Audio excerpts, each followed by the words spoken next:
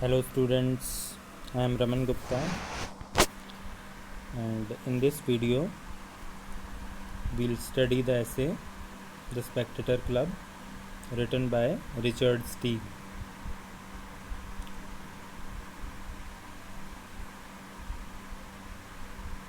This essay is the finest achievement of Steele.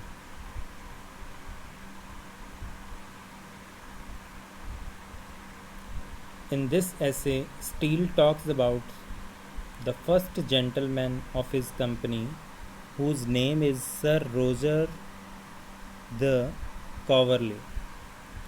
The people who knew about the county of Sir Roger knew Sir Roger. Sir Roger was a man of extraordinary nature and had a good sense. He always found fault with the ways of the world, but this unusual nature never made him any enemies. Sir Roger had a unique capacity to please others. He knew how to please others. Sir Roger was a bachelor because he was disappointed in the love of a beautiful widow. Before this disappointment, Sir Roger was a normal, happy young man.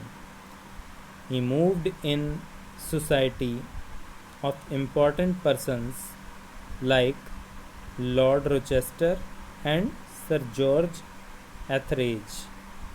However, after being ill used by the widow, he lost all his joviality and interest in social life. He had a bad experience with the marriage of a beautiful widow who deserted his life.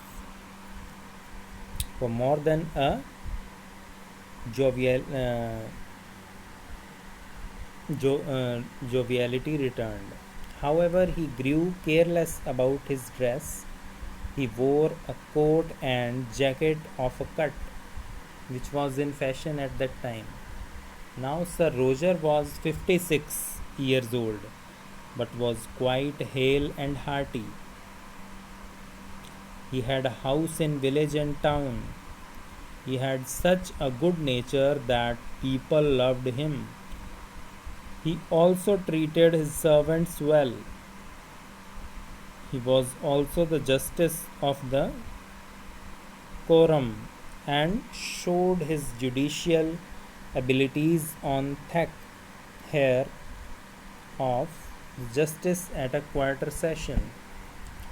After this, Steele has described another companion of the club. The companions of the club, the members of the club, have been described by Steele in this essay. The second one was a lawyer. He was also a bachelor. He was the member of the inner temple. He was a man of sharp wit and clear understanding. He chose his occupation rather to obey the direction of his old father than to decline in obedience to his father. He was more interested in the study of drama and dramatic criticism. The philosophers like Aristotle and Longinus were well understood by him. His father used to send to him various questions on law in order to ensure his son's progress in legal studies.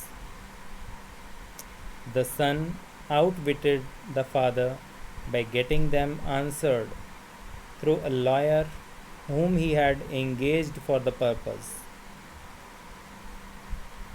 Nobody took him as a fool, but only his friends knew that he had a great wit. He liked to read the books which were not of the age he lived.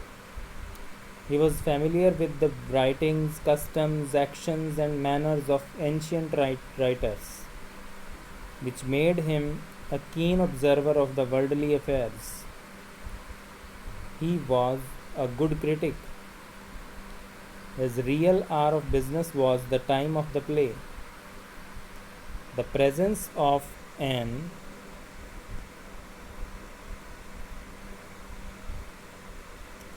able critic among the audience would. Next, the author has discussed about Sir Andrew Freeport, who was is a good businessman of London. He was very laborious, experienced, and had a great understanding. His knowledge of commerce was extensive. He had his own ideals of the ways of enlarging a country's trade. He was of the opinion that a dominion may be extended by art and industry, then by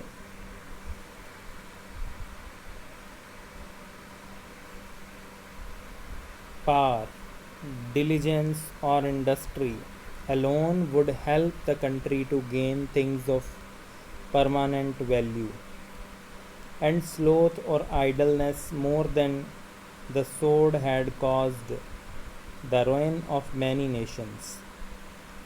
He knew many short maxims.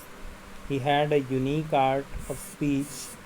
He was a self made person and believed that England too could become richer than other kingdoms by methods which had so benefited him.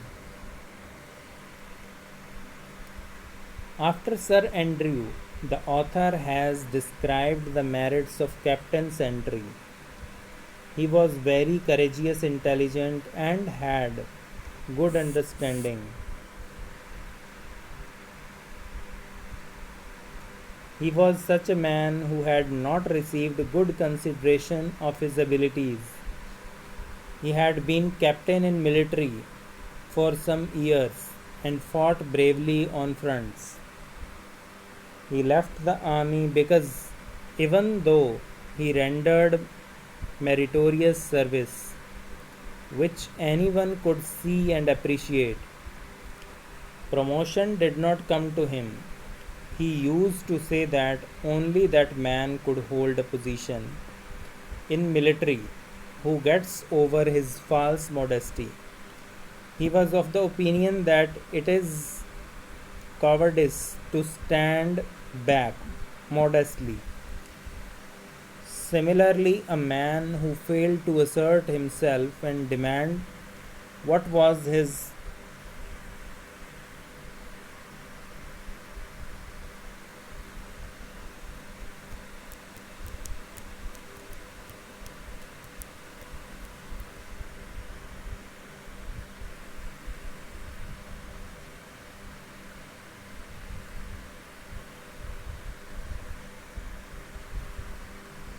The author then talks about Will Honeycomb. Though he was old, there were no traces of the passage of time in his brain or in his person. He had an attractive personality and could impress women by his talk. He dressed well and was well acquainted by the history of every fashion that remained in vogue in England. Will Honeycomb was always interested in matters pertaining to women. In his conventions, he talked mostly of women, their dresses, their manners, and their fashions. He had a good knowledge of history. He could tell that the hairstyles of or hats of our wives and daughters resemble to those of the wenches of French kings. But the author says the that he was a gentleman. Leaving the relations of women, he was an honest and worthy man. At the end of the essay, the author tells us about one of his companions who seldom waited him. He was a philosopher and clergyman. He lived a sacred life. He was very weak in constitution. By body, he was very weak. Because of ill health, he could not fulfill the responsibilities which promotion in the church might have brought him. He spoke on divine topic with authority. He wished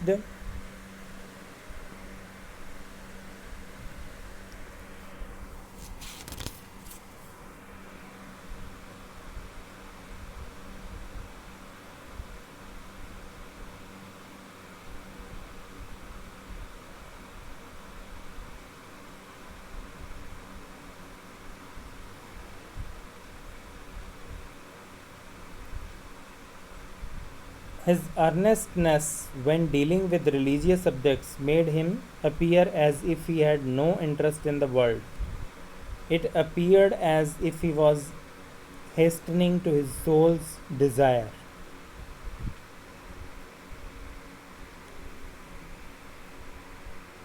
So, these were the 6 members of the Spectator Club, which the author Richard Steele describes. This essay is a periodical for which Steele is regarded as a great writer. Thank you. I hope you will study hard, and if you find any problem, you may consult me. Thank you.